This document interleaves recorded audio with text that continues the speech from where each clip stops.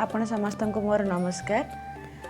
आशा करुच्ची आपण को मोर पूर्व श्रीकृष्ण लीला जो पूर्वर अपलोड करी यूट्यूब रे समस्त को बहुत भल लगी। आज भी मु श्रीकृष्ण गोटे बहुत सुंदर लीला कहबी जमीती गत थर श्रीकृष्ण चोरी करते केमी नुआ नुआ चोरी से आरंभ करते आउ परिपक्व होगा चेष्टा करते तो से चोरी उपरे आज आम आउ गोटे भाग को जीवा किंतु जीवा पूर्व मु किछि गोटे लोक को गोटे मेसेज देवा चाहूँगी। देखंतु आमे जेते बेले आमे एटा मु जो कहूँ एटा हूँ संबंध उपरे कहबी आम जो संपर्क सब बांधी होइकी रहिचंती जेते बेले आमे जन्म होउचंदी गोटे पिलाटा जेते बेले जन्म होउची से कोन जानिछि से केबे ता निजर माँ बापा को चयन करि पारे जे मो को माँ बापा को माँ रो गर्भर मु जन्म नेबे से केबे चयन करि पारेनी। से तो आसिला परे जाने कि मो पिता माता किए ठीक अच्छे। तापरे पिलाटा जेते बेले धीरे धीरे बड़ हुए से पिला केबे से पिला रो दादा हब किए खुड़ी हब किए जेतिके सब संपर्क किए हेबे से पिला केबे निजे चयन करेनी सेटा ताको भगवान देई थांती ठीक अच्छे। भगवान जानी बोधे आम मानकर बेसी बुद्धि ना से आम मान सबू आम एत मानने सब जिन आम प्रति विश्वास नाला कि आम सबू भल भाव करें कि नपर से सब संपर्क आम पाखे खंजी देती। तो जिते बड़े पिलाटा धीरे धीरे बड़ हुए सी आमे केबे कहि परिबा कि से पिलार जी लाइफ पार्टनर हे से जहाँ को विवाह करिवो से आपण लव मैरिज करंतु कि अरेंज मैरिज करंतु किंतु लोक कौन कहते जोड़ियाँ ऊपर से बन के आती है। यहीटा भी भगवान देन सी ही माने निर्णय करती किए क्या सहित विवाह बंधन रे बांधी हम। तापरे आमे आउ जो तार पिला भी किए हम सेटा भी लोक कौन केबे निर्णय करती मोर पुओ हम कि झील हम सेटा भी से केबे निर्णय करेनी जहाँ जमीती भगवान जहाँ को जहाँ दे था। तो दुनिया रे एमिति गोटे संपर्क कहतु जोटा कि आमको निज को निर्णय करने को पड़े ठीक अच्छे। से संपर्कटा हूँ बंधुता सृष्टि करवा। भगवान आमको सबू संपर्क देइचंती केवल गोटे संपर्क जोटा कि बंधुता सृष्टि करवा आउ गोटे हूँ गुरु चयन करवा। ये दीटा आमको बहुत बुझी सुझिकी करने को पड़े। जी बंधु भल चयन करुची जार चारिपटे भल बंधु अछंती सी पिला सी से व्यक्ति बहुत उन्नति करिवो। कारण भल संगतर असर जो आमे कहते आमर चारिपटे जो भल सांग अछंती सेमानंकर ही प्रभाव आम उपरे पड़े। जदि बंधु भल थिबो आमे छोट माने एई जगह को भी उठी परिबो आ जदि बंधुत्व खराब हो जिवो एठिकी आसवा को समय लागोनी ठीक अच्छे।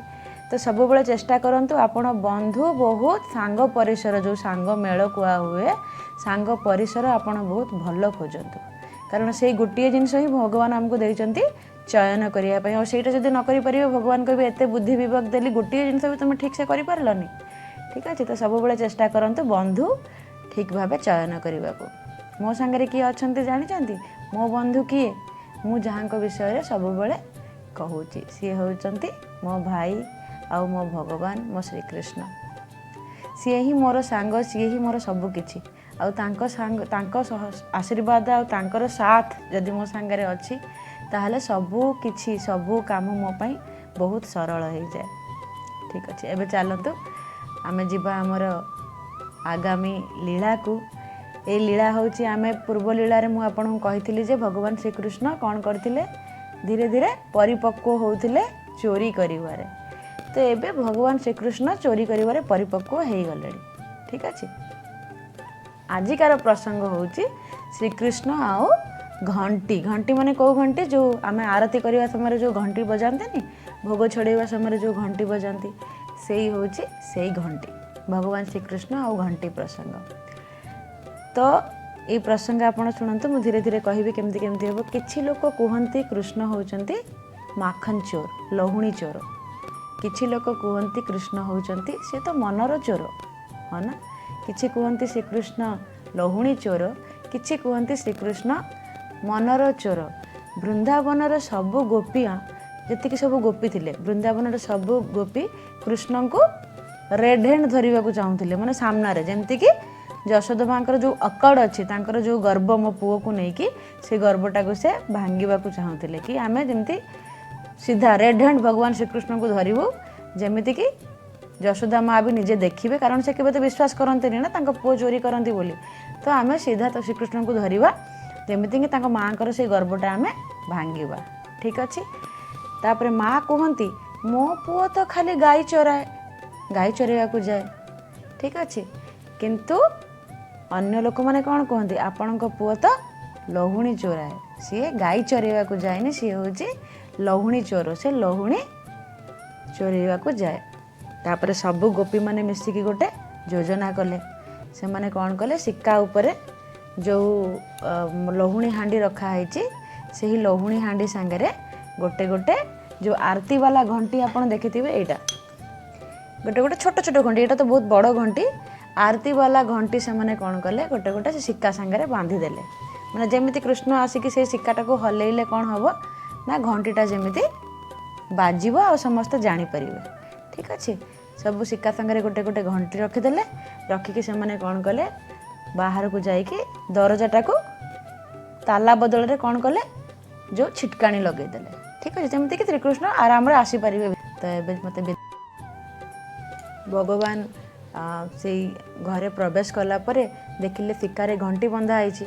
ତ ଘଣ୍ଟି ବନ୍ଧା ପରେ ସେ ଘଣ୍ଟିକୁ ପଚାରିଲେ କି ଏ ଘଣ୍ଟି ତୁ ମୋତେ ଚିହ୍ନି ପାରିଲୁ ତ? ତ ଘଣ୍ଟି କହିଲା ପ୍ରଭୁ ମୁଁ ଆପଣଙ୍କୁ ଜାଣିସାରିଲିଣି, ଆପଣ ତ୍ରିଲୋକ ସ୍ୱାମୀ ସେଇଟା ବି ମୁଁ ଆପଣଙ୍କୁ ଚିହ୍ନି ସାରିଲିଣି। ମୋ ପାଇଁ କ'ଣ ଆଦେଶ? ଭଗବାନ ଶ୍ରୀକୃଷ୍ଣ କହୁଛନ୍ତି କହିଲେ କି ଆଜି ମୁଁ ଲହୁଣୀ ଚୋରି କରିବି, ଆଜି ତୁ ତୋର ମୂଳ ସ୍ୱଭାବକୁ ତ୍ୟାଗ କରିବୁ। ଘଣ୍ଟିର ମୂଳ ସ୍ୱଭାବ କ'ଣ? ବାଜିବା। ଆଜି ତୁ ତୋର ମୂଳ ସ୍ୱଭାବକୁ ତ୍ୟାଗ କରିବୁ, ଆଜି ମୁଁ ଲହୁଣୀ ଚୋରି କରିବି ଆଉ ତୁ ଯେମିତି ଆଜି ଜମା ନ ବାଜିବୁ। ତ ଘଣ୍ଟି କହିଲା ଠିକ୍ ଅଛି ପ୍ରଭୁ, ଛୋଟ ମୋର ଅସ୍ତିତ୍ୱ, ଏତେ ବି ମୋର ସାହସ ନାହିଁ, ଏତେ ବି ମୋର ସାମର୍ଥ୍ୟ ନାହିଁ ଯେ ମୁଁ ତ୍ରିଲୋକ ସ୍ୱାମୀଙ୍କ ଆଜ୍ଞାକୁ ଅବହେଳନା କରିବି। ତ ସବୁ ଠିକ୍ ହେଇଗଲା। ଭଗବାନ ଶ୍ରୀକୃଷ୍ଣ ମନସୁଖା କାନ୍ଧ ଉପରେ ଚଢ଼ିଲେ, ଘଣ୍ଟି ବାଜିଲାନି। ତାପରେ ମହାପ୍ରଭୁ କ'ଣ କଲେ ଧୀରେ ଧୀରେ ହାତକୁ ଶିକା ଆଡ଼କୁ ବଢ଼େଇଲେ, ଘଣ୍ଟି ବାଜିଲାନି। ମହାପ୍ରଭୁ ତାପରେ ହାତକୁ ହାଣ୍ଡି ଭିତରେ ପୁରେଇଲେ, ଲହୁଣୀ ହାଣ୍ଡି ଭିତରେ ପୁରେଇଲେ, ଘଣ୍ଟି ବାଜିଲାନି। ଘଣ୍ଟିକୁ ତ ଆଦେଶ ମିଳିଛି ନ ବାଜିବା ପାଇଁ, ଘଣ୍ଟି ବାଜିଲାନି। ତାପରେ ହାଣ୍ଡି ଭିତରୁ ସେ ଲହୁଣୀ ଆଣିଲେ, ଘଣ୍ଟି ବାଜିଲାନି। ଲହୁଣୀ ନେଇକି ସବୁ ସାଙ୍ଗମାନଙ୍କୁ ଯେତିକି ତାଙ୍କର ସବୁ ସଖା ଥିଲେ ସମସ୍ତଙ୍କୁ ଖୁଆଇଲେ, ଘଣ୍ଟି ବାଜିଲାନି। ତାପରେ ମହାପ୍ରଭୁ କ'ଣ କଲେ ଯେତେବେଳେ ସେଇ ହାଣ୍ଡିରେ ସରିଗଲା ସବୁ ଅନ୍ୟ ଏକ ହାଣ୍ଡି ପାଖକୁ ଗଲେ, ସେ ହାଣ୍ଡିରେ ବି ସେ ହାତ ପୁରେଇଲେ, ଘଣ୍ଟି ବାଜିଲାନି। ପୁଣି ଲହୁଣୀ କାଢ଼ିଲେ, ପୁଣି ଯେଉଁ ବାକି ସବୁ ସଖା ଥିଲେ ତାଙ୍କୁ ବି ଖୁଆଇଲେ, ଘଣ୍ଟି ବାଜିଲାନି। ଏବେ ଆସିଲା ଭଗବାନ ଶ୍ରୀକୃଷ୍ଣଙ୍କ ପାଳି। ତ ତାଙ୍କୁ ବି ସିଏ ବି ଖାଇବେ, ତାଙ୍କୁ ବି ବହୁତ ଭୋକ। ସିଏ ଯେମିତି ଅନ୍ୟ ଏକ ହାଣ୍ଡି ପାଖକୁ ଗଲେ, ଘଣ୍ଟି ବାଜିଲାନି। ତାପରେ ସେ ହାତ ପୁରେଇଲେ, ଘଣ୍ଟି ବାଜିଲାନି।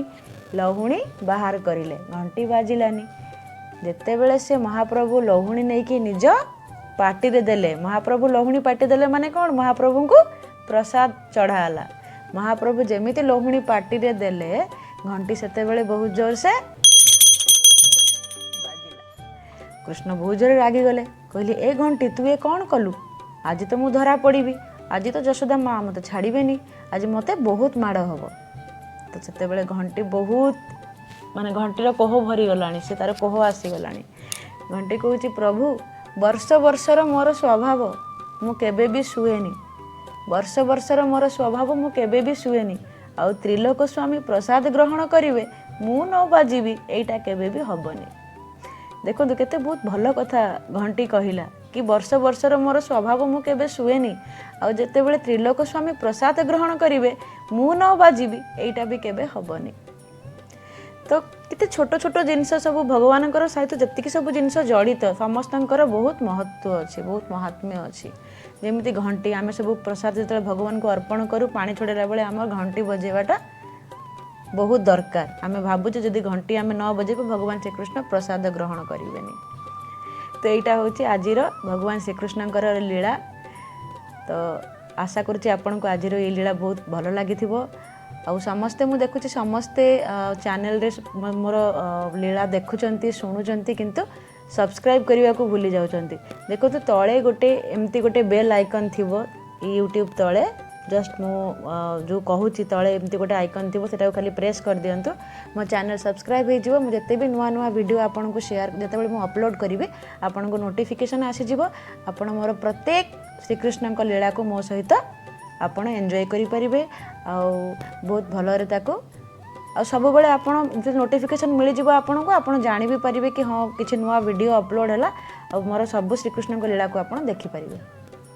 तो ये मत विदाय दिंतु मु रोची पुणी देखा आगामी भागरे किसी नुआ लीला सहित एवं मत विदाय दिंतु। जय श्री राधे कृष्ण।